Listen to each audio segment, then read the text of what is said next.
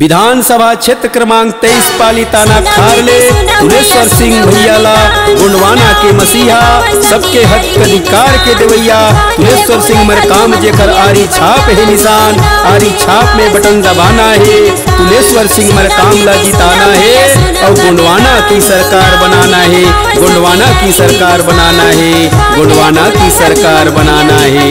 तुलेश्वर सिंह मरकाम जिंदाबाद तुलेश्वर सिंह मरकाम जिंदाबाद आरी छाप जिंदाबाद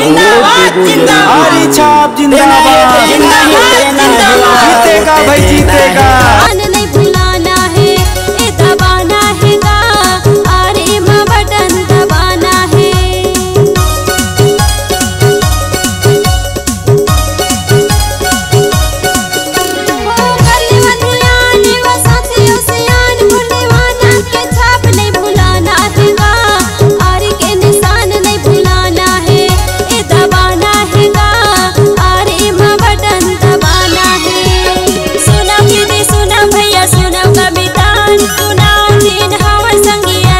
तुलेश्वर मरकाम ला जिताना जिताना जिताना ही देना है देना है देना है का वोट देना है का आरे के छापे माँ देना है देना है देना है देना